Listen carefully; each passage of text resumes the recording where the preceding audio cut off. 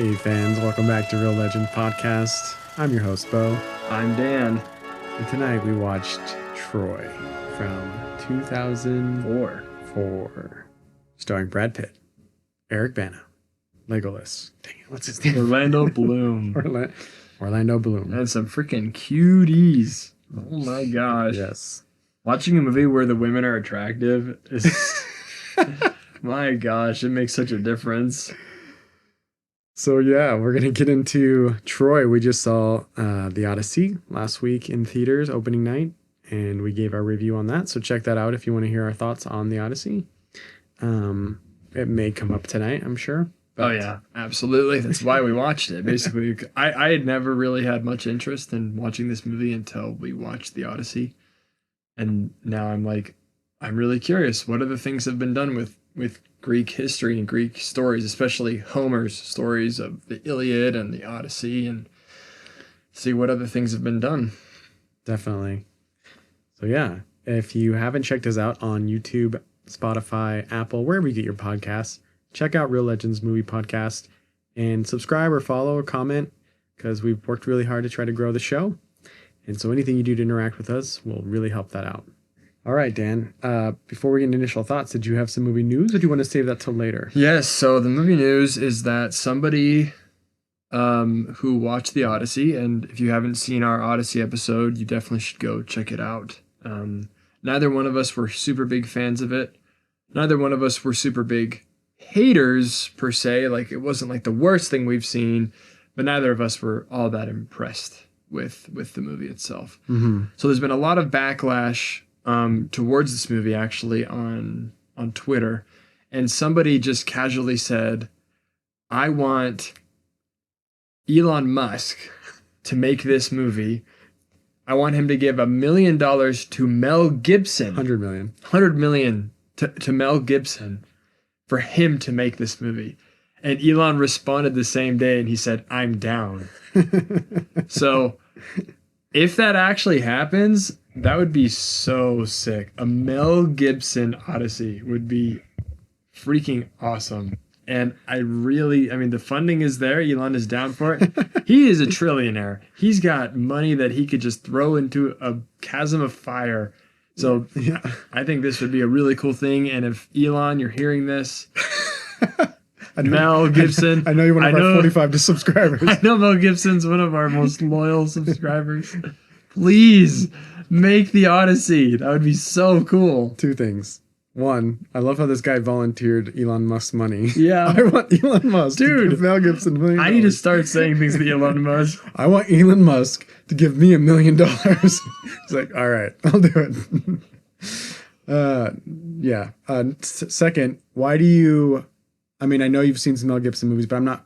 I know what movies of Mel Gibson I've seen. Yeah. I don't necessarily know all the movies of his you've seen. Yeah. So why do you feel like you would want Mel Gibson to make this first of all, I know Mel Gibson is not woke, first and foremost. He would not be trapped.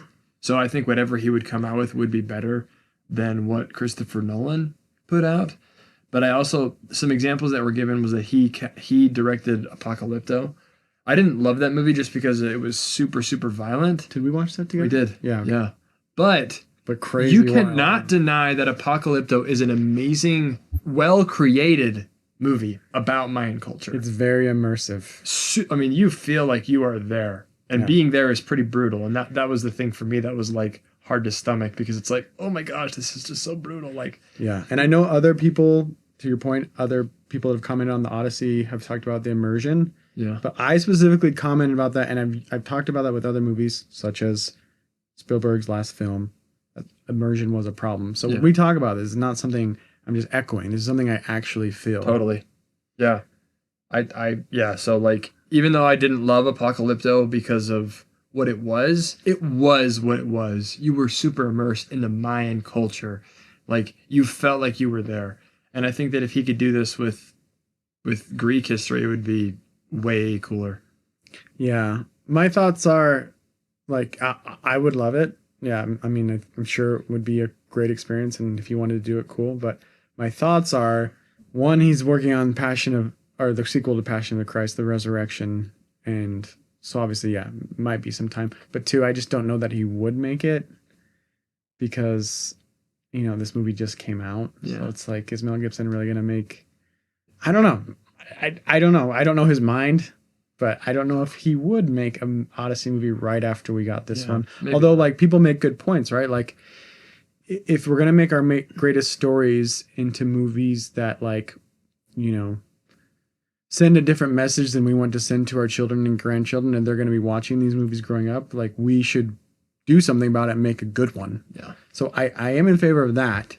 And maybe, you know, maybe Mel could catch the spirit of that and be like, yeah, we gotta make a good version of this. But yeah, it's all fluff, but the funding is there, so that would be really cool. And if you want to hear our thoughts on the Odyssey, like, because right now it's just sounding like we hated on it, and definitely there's things I don't like about it, and there's some things that worked for me, but overall, walking out of the movie, I was just meh.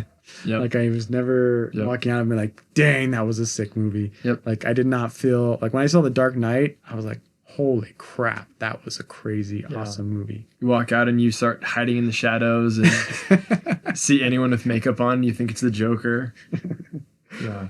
Yeah. So good pull. I like the little movie news. I did see something about that, the whole Elon Musk thing, and my first thought was the same thought I gave you, which is this guy just volunteered Elon Musk's money. It's hilarious. And Elon was like, all right, sounds good.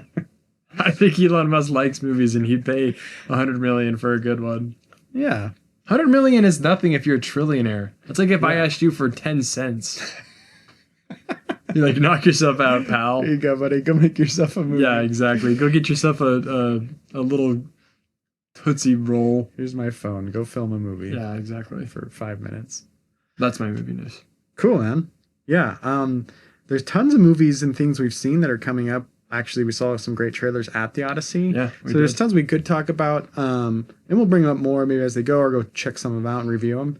But yeah, we've got this new Andrew Garfield movie in England that looks cool. There's been a bunch of others I can't think of right now. Yeah, that's what it's called. And there was a few other that I was interested in. Fans, if you haven't heard from us lately on like our regular episodes like this, we've been seeing a lot of movies in theaters, as you've probably seen. So if you like those or don't like those, let us know, because we love reviewing these iconic films because they're fun and we get to see if they still work, and we get to explore more in depth about the story, characters, and morality, which is what kind of we end up talking about. So we'll get into this movie tonight. Troy, initial thoughts. What did you think of the film, Dan? I think especially after watching the Odyssey, this is just like amazing. I really think that if I hadn't watched the Odyssey first, I would have been like, that was a good movie. But the whole time I was like, oh my gosh, they did such a better job than the Odyssey. Like in every single way. The music, the characters, the casting, the cinematography, the fights, the epicness, the grandeur, the boats. Like almost everything in this movie is better than the Odyssey. Yeah, I would say some of the things that I walked out saying I liked about the Odyssey that maybe, you know, I would say is better than this is like locations and practical effects. Mm-hmm. There's definitely some CGI in this one. Things, but they do a lot of practical in this one too, and it's shot on film. It looks great. Yeah. I pretty much agree with you. I feel like since I'd already seen the movie, I kind of already have experience with it. So like, yeah, even by comparison, I still like have my, I guess, issues with this film. I enjoyed it. I think it's a good film. I think there's a lot to love about it, but we'll probably get into a few thoughts I have about it. Cool. Any other thoughts before we move into spoilers? Mm-hmm. Okay. If you want to take us away. Yeah. So first thing that I really liked about the movie is that it is not a direct retelling of the Iliad, because it removes all mythological and divine intervention. There is no God scene in this movie. And so it's the way that it's written, at least from what I've been reading, is that the idea was to go through historical realism, essentially asking, what if the Trojan War really happened? Okay. There were no mythological gods, what would it look like? Okay. And so that was the kind of the aim they went for on this one. And I thought they did that really well. Like extremely, extremely well. Like they talk about the gods as if they're real. Like when they desecrates the god, it's this whole big deal. And like I They never think- make it fantastical though. exactly. There's no moment where someone grows wings or like there's a cyclops or like something that's like totally out of this world. Like I was sitting there wondering, like, did this actually happen? Like, is this real? Obviously, it's a story, so it's not actually real. But I think it's very cool that he took that tactic of like, if it really did happen, what would it look like? And I thought the armor looked sick. I thought the boats looked sick. I think that, yeah, I could. I mean, I could go on and on and on about what I liked about the movie, but Well, I'll pass it back to you for a minute. okay. Yeah, that's interesting because I know that's been some of, again, kind of heading back to the Odyssey, that's been some of the arguments and debates and different things is like, I think that's what's kind of interesting and weird about the Odyssey, not that I want to talk about that all night, is it kind of like bounces back and forth. Because it's like, well, we can't have those instruments because they didn't have them back then. Yeah. But then it's like, but we need to have... Also, I have a Pakistani saying, I'm Greek. Right. And when we have this woman pretending to be a man in real life playing a soldier, with the flashbacks of a boy, which is crazy. Yeah, and it just bounces back and forth between the two of like, you got to pick one. Either we're like, hyper realistic or we're totally fanciful, and it can't make up its mind. The American accent, and like very modern speak, but then the use of super like ancient instruments and. Yeah. That's like such a big contrast. It's saying, so like, weird. We got to talk in modern English, but we can't have these instruments. Right. It's like, okay. that doesn't work for me. Yeah. That's the reason why I didn't enjoy the film as much as I could have. Yeah. Had they made more one decision. Yep.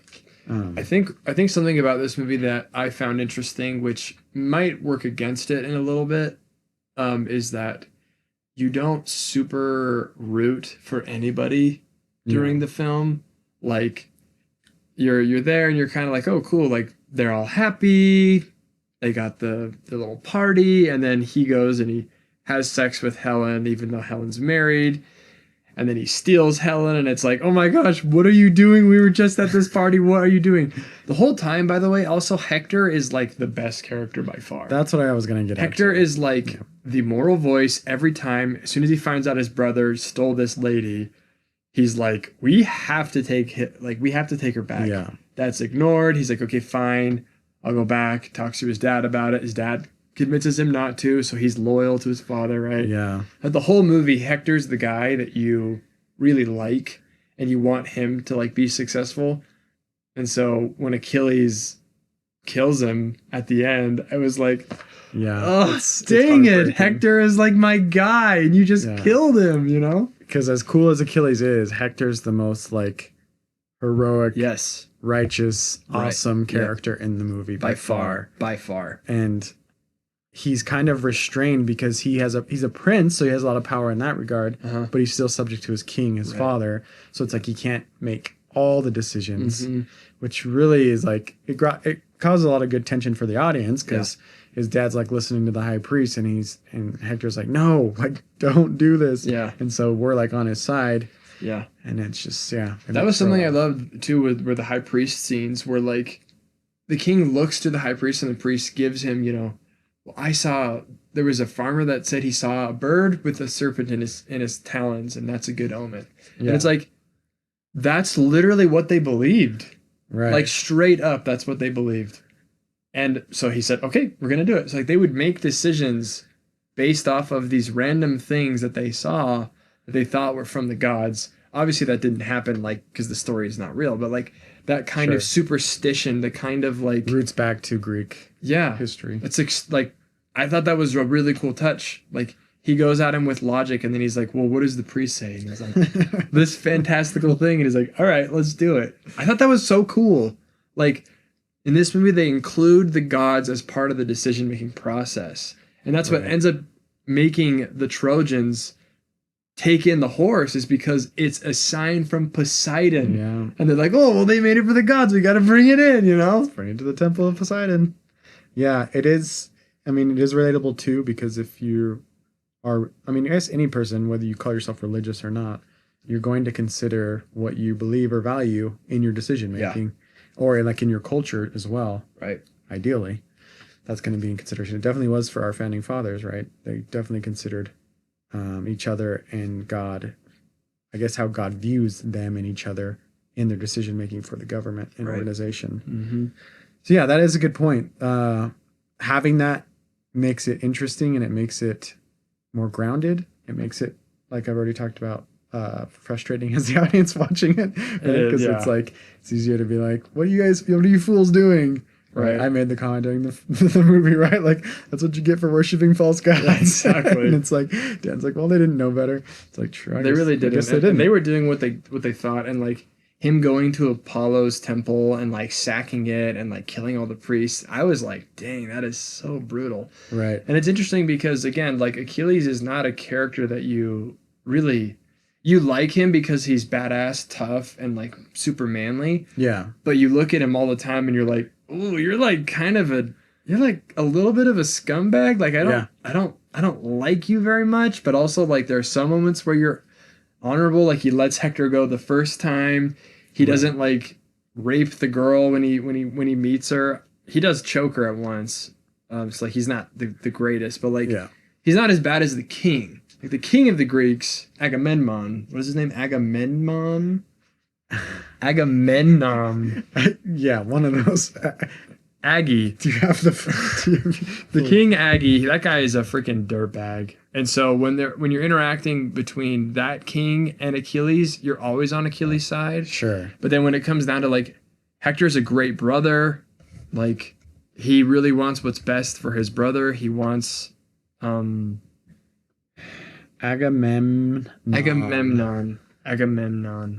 Yeah, Agamemnon.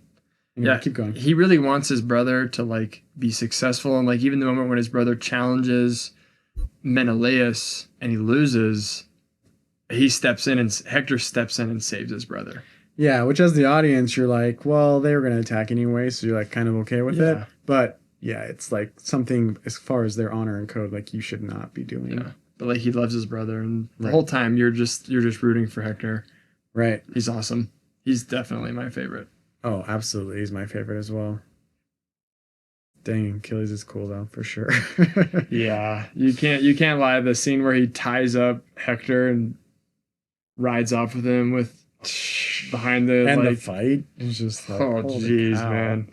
He's like an animal attacking. Dude, his line when he's like, let's make sure that we have the proper burials, and then he's like, oh, what was the line? I want to get the exact line. Oh, he's like, lions don't make deals with men. Don't make pats with men.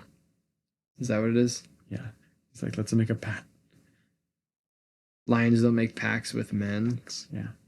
I want to make sure I've got the exact quote. I think you are right. Oh, I thought you just found it. Elevator music cued. So Hector says, I've seen this moment in my dreams. I'll make a pact with you. With the gods as our witness, let us agree that the victor will allow the vanquished a proper burial. There are no pacts between lions and men. Throws his helmet and says, now you know who you're fighting. It's like, holy crap. Dude, there were so many moments in this movie where like, I'm just like, yes, let's go. Like just badass moments where like men are fighting each other and they're like, for our country, for our gods, for our women, let's go. Oh yeah, Hector has a great quote before the war starts. He rallies his men and he's like, I've always lived by one code. Honor the gods, love your woman, fight for your country. Let's go. I was like, get me in there. I'm going to run against the freaking Greeks, dude. That was awesome. Yeah. It's freaking sweet, dude. Yeah. And I don't think I had like one tiny moment of that watching the Odyssey to bring that back in. Yeah. And it was when like Matt Damon at the very end's like, I'm going and I'm bringing everything. Yeah. And like, that was the only time. But anyway. Even like the scenes where like the armies are amassing, most of those people I think are real. Like they're not CGI'd. Yeah. Like the very first scene where the two armies are together and it's just like this massive line of people. I think those are real people.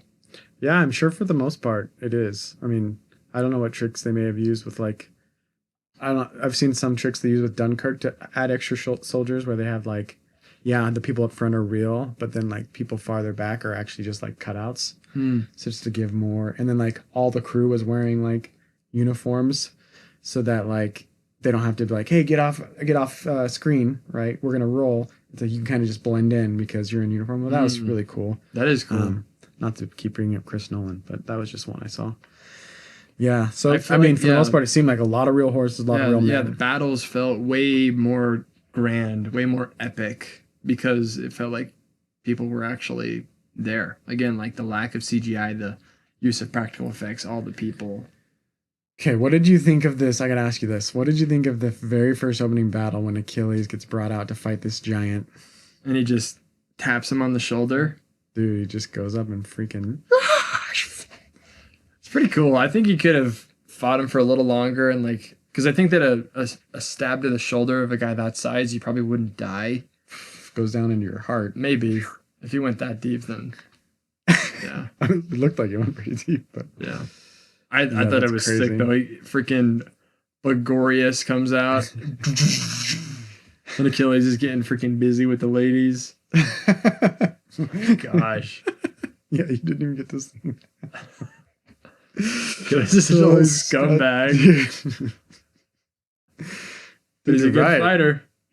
Boagrius. Yep. Boagrius. But he's a good fighter, dude. You can't deny he's a really good fighter. Yeah.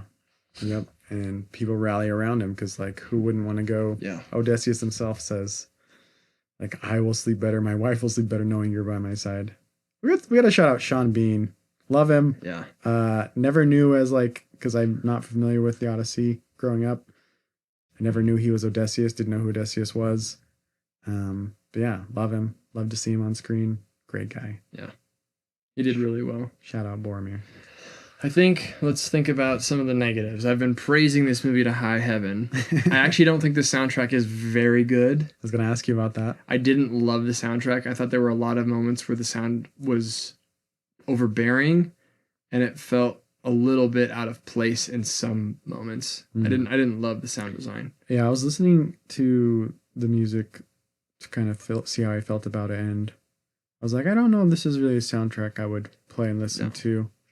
I mean, I might give it a try just to see how I feel about it outside the movie, but I don't think so. I didn't love it. I thought the music was mid. I thought that again, this is a story based off of, a poem, but it drives me nuts that he just like takes this girl and he's like, well, I guess we have to have a huge battle now. And it's just like, what are you doing? You're so stupid. Like, we just made peace with these guys and now we have to fight like tens of thousands of them. Like, you freaking moron. I was so annoyed at Paris. Do you know if that's like part of the actual Iliad? Is that it's his brother that takes the girl, or? I'm pretty sure that it is, like that part was accurate. I don't know though. Okay, I'm just going to read this because I'm trying to skim it. The movie Troy is accurate that Paris takes Helen from Sparta, but it changes how it happens by making her a willing partner rather than focusing on divine intervention, abduction, or the betrayal of royal hospitality. In tradition, Greek myth, and Homer's Iliad, the event is driven by the goddess Aphrodite. And ancient sources debate whether Helen went willingly or was taken by force. Interesting. So, because of course, the movie they have to have a little love story. Sure. Yeah. Yeah. And in the Greek mythology, it does seem like I'm not super familiar with a lot of Greek mythology, but it does seem like the gods always like messing with the human affairs. Like and that's what I guess we don't really get in a lot of these movies, the Odyssey or this, is like, especially this, the gods like really doing these menacing or tricky or weird things to people and people having to deal with it. Yeah. That's kind of what I was excited for about the Odyssey, was that maybe they could play with that idea of like the gods actually like doing things, but the only god you really get to see is Zendaya, and she just sits there and scowls at you. Per usual. Yeah. Yeah. I think it would be cool to see a movie like this that's like the gods are actually the ones who are like making things happen. It's funny that the movie Hercules is always the one I think of. I'm like, yeah, the gods in that movie. They're depicted very cartoony, but like, what were they actually depicted like in Greek mythology? I don't know. I really haven't looked at it much. I think I'm gonna read the Odyssey. I started reading the very beginning of it. I'm interested in reading it to see what it's like their mindset and like the interactions of gods and men and things. And I guess like Odysseus is more of like a very clever, tricky guy rather than just like, he's not like an Achilles character. He's not In the even movie, that. it doesn't even- He's not even that tricky in the movie, to be honest. He's more just kind of like logical. In any of these movies, yeah. Well, either of Yeah. those or this, yeah. But that's why I'm interested to see what it's like in the actual Iliad and things, or I guess the Odyssey rather. Yeah, man. I think that is one of the problems I do have with this film too. Is like I don't really know. I don't even know if I can tell you whose story this is. Yeah. Or like It's tough. I mean, and I think that's one of its kind of flaws is like it does, I think, give you a good portrayal of like, hey, this is what this could have been like if it was real. But I don't know. I'm bouncing around people I care about and think about, which is fine. But I just don't know. Like, we got to talk about this. Like, whose story is this? What do they want? What do they need? And do they care? At first, you think it's Paris, and he kind of is the only one that actually survives. So, like, kind of maybe has to be his. Or he's like kind of like a little baby beta male, doesn't think about other people. And then at the end, he actually is the one who kills Achilles and like kind of saves the day a little bit. Mm-hmm. But not really, because Troy is still sacked. But, and I don't actually know. Like, does Paris die? No. Well, doesn't show. Just shows him get his cousin and then Or do they escape? Oh, yeah. we They probably think they escape. But it doesn't really show. Yeah. Yeah, that could be it. Would Hector work for this? So like Hector, obviously, yeah, he dies, but it could be, you know, a story where your protagonist dies, possibly. I mean, he is, I don't know, because Paris, obviously, the inciting incident is taking Helen from from Sparta. Yeah, that was like him. That's without that, there's no story. Yeah. And so, yeah, Paris definitely has that. But does it have to be linked to the protagonist? I just want to explore this. So, what does Hector want? He wants to defend his country in peace. Wants to see his son grow old. But he also wants to like honor his dad. Like he wants to, more than anything, like keep the king happy. I guess it wouldn't really be a growing story if it was his story though, because he's pretty much the solid man all the way through. Yeah, he is extremely solid the entire time. So I think Paris is the only one that really has any kind of growth. Yeah, and I think Achilles has a small little arc of being like realizing that's like, true. Maybe I should have, you know, a life beyond just wanting my name to be remembered. Yeah, and he shows compassion towards the king by letting his body go, and then he also goes and saves Briseis, his chick. Which, by the way, I actually didn't like that romance. I thought it was really weird that like he's given her like as like a sex slave, and then he ends up like kind of falling in love with her, and like when they're sacking Troy, he has to go and like find her. Which I guess is like isn't kind of the most romantic thing you could ever think of as a woman is like, oh no, I've been given to the handsome brute man to be his sex slave, but he was nice to me. No, and literally he tried to wash me. No. You know what? I wanted to kill him, and he's like, do it. And you know what? Instead, I slept with him. It was magic. Then he killed my cousin. I mean, that's basically no. the storyline for a smut book. No, you're literally so right. And that's why I don't like it. Yeah. Is because it literally is just like the female fantasy, and it's like, oh, this is so gross. Like, oh, I've been taken captive. Oh no. And then it's like, I'll be nice to you, but also I'm gonna kill your cousin. Yeah, I don't know. I thought those scenes were like, and I actually didn't dislike them because they actually do show a part of history that's pretty disgusting, and like we don't understand now because we're so like accustomed to the great American way where Americans show up in France and they liberate people and they don't take their stuff. They like actually are like when the Americans got into Paris, the French were so happy that they were there and they were waving their flags, right? They like we were welcomed as victors. But in most battles throughout human history, World War II? World War II, yeah. Okay. And in World War I. Okay. But in most battles in world history, it was not like that. You showed up and you took whatever you wanted, and the women were your sex slaves. End of story. So I think it's actually cool that they show that and they depict that, because it's like, yeah, war is brutal and we have come a long way.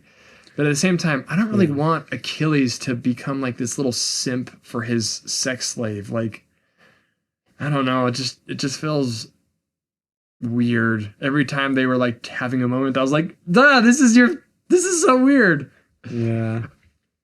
Yeah, I guess what's gonna break Achilles besides a woman? Yeah, but I think that's the idea, is that like she's more soft and kind of like it does kind of like wear down his exterior, which I think it's also just like it is playing into the audience, right? It's Yeah. like if we make this big epic movie that's supposed to probably make a lot of money, like that's ultimately the goal most of the time in Hollywood. Like, well, we're having Brad Pitt as the main character. We gotta have a woman love interest for yeah, him, and you like do. gotta have that element because like Yep. all the men that love to see this and watch this, like their wives will be okay with it if they get to see Brad Pitt having his little mini smut book romance. Exactly. So like, Bro, the scene where I guarantee, like I know, like No, there's you're- women older than me that are like, yeah, Troy, freaking awesome, because all they're thinking about is Brad Pitt. Yeah. I think that's the biggest drag for me for the movie, actually, is that there's not really a protagonist. There's not really a character that you're like super excited about, except for Hector, and he ends Yeah. up dying. And that's what I'm saying with things that I don't like as much or don't work I for me agree. as well. I agree. I think it's well done.